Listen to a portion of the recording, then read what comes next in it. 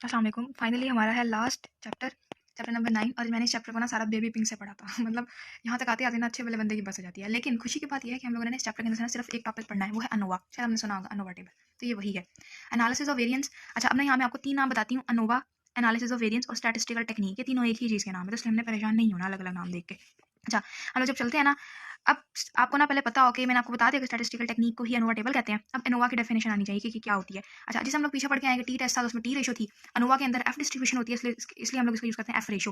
अब F ratio का formula क्या है? वो ये वाला formula, mean square between sample, mean square with in sample. अब ये वाला फॉर्मूला हम लोग जाके क्वेश्चन में अप्लाई करेंगे, तो हमने इसको याद करना है।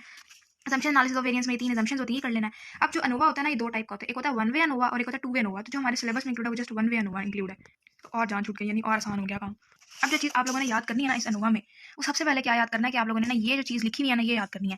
पहले ना ये जो हम लोग ये हाइपोथेसिस सेट करना, कैलकुलेट करना, लेवल ऑफ सिग्निफिकेंस, स्टैटिस्टिक्स, ये सब ना पहले पढ़ के होते हैं, तो हमें ये 6 स्टेप ना हमें पहले तैयार होते हैं, ठीक है। अब इन स्टेप के अंदर क्या क्या करना है वो डिफरेंट है और वो डिफिकल्ट भी है। एक दफ़ा ना हमें रट्टा लगाना पड़ेगा कि TSS क्या है, CF क्या है। मतलब कैलकुलेशन के अंदर ये जो 4 स्टेप है ना, ये वो बहुत औखे हैं। मुझे भी ना याद करते हुए बहुत मसला होता है। ये देखिए, मैंने इसको इस तरीके से उर्दू में लिखा था, फिर याद किया था। तो पहले हम लोगों ने करना है, इनको रट्टा लगाना है। कैलकुलेशन के अंदर 4 स्टेप कौन से आएंगे, इनको रट्टा लगाने के बाद फिर एफ रेशो जो मैंने आपको पीछे बताया था, ठीक है, उसका हम लोगों ने फॉर्मूला पुट करना है।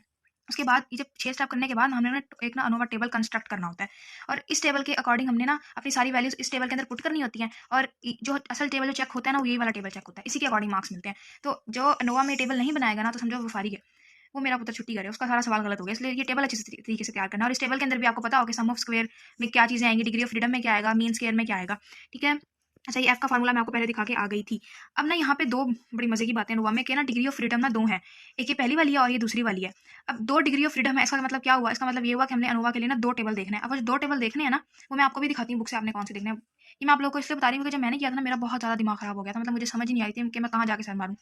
इसलिए आपको मैं टेबल अभी दिखाती हूँ दोनों। अच्छा, जो फार्मूला इसमें 2-3 पुट होंगे ना, वो ये वाले फार्मूला से, आप लोगों ने कंफ्यूज नहीं होना कि क्या है, एन क्या है। इसके लिए ना क्या कहते हैं, ये जो साइन हुआ हुआ है ना, ये इसका ना मैं नाम भूल गई हूँ। इसके लिए ना समथिंग ऐसे करके है, ये नॉट वी, ये कुछ इस तरह करके है। तो आप लोगों ने ना इसको ऐसे ही पुट करना है। अच्छा, मुझे नाम इसका याद है ना, मैं इस वीडियो की कमेंट सेक्शन में जाके ना कर दूंगी, प्लीज़ आप लोग वहाँ से देख लीजिएगा। अच्छा, इसके लिए ना आप लोगों ने ये वाली एग्जाम्पल एक ज़रूर करनी है। जब आप ये सब एग्जाम्पल करेंगे ना, तो आप भी मेरी तरह घूम जाएंगे। तो ज़रा आसानी के लिए जो मैंने साइडों पे बातें लिखी हुई हैं, तो ये आप देख लीजिए कि क्या है, के इज नंबर ऑफ कैटेगरीज। और अगर किसी को समझ आती है तो ये देखेंगे, थोड़ा सा मैंने अपने तरफ से इसको फॉर्मुलेट किया था। एग्जाम्पल सॉल्व कर लेनी है। जो LCD टेस्ट है इसको दफ़ा बस रीड कर लेना। सजेशन क्वेश्चन में ना सिर्फ आप लोगों ने क्वेश्चन नंबर 3 इसकी प्रैक्टिस करना है, क्वेश्चन नंबर 4 करना है। अच्छा, जो मैंने कहा था कि 2 टेबल जो है वो अनोवा में लगेंगे। पहला टेबल लगेगा ये वाला एफ डिस्ट्रीब्यूशन। ये वाला टेबल कब लगेगा? जब हमारी डिग्री ऑफ फ्रीडम 0.05 होगा। तो ये देख लो, पेज नंबर है मेरे पास 432, ये वाला टेबल करना है। और जो अनोवा में दूसरा टेबल लगेगा वो ये है हमारे पास, पेज नंबर 436। ये एफ डिस्ट्रीब्यूशन का ही टेबल है, वो अनोवा वाला। और जब लगेगा जब हमारे पास डिग्री ऑफ फ्रीडम 0.01 होगा। तो ये 2 टेबल ही ढूंढने ढूंढने में मेरा बहुत दिमाग खराब होगा, इसलिए मैंने आप लोगों को ना अभी बता दिया। अच्छा, एक और बात, मैं आप लोगों को बायोस्टैटिक्स के ना कराऊंगी, लेकिन मैं अनोवा लाजमी कराऊंगी, ताकि वो जो इस एग्जॉशन से, जिस जहनी अजियत से मैं गुजरी थी ना, उससे आप ना गुजरो। सो बस आई जस्ट प्रे कि मैं टाइम निकालूँ किस तरीके से और मैं आप लोग को अनोवा कराऊँ। फिर भी किसी का कोई क्वेश्चन हो बायोस्टैटिक्स से, you can ask in the comment section. Thank you.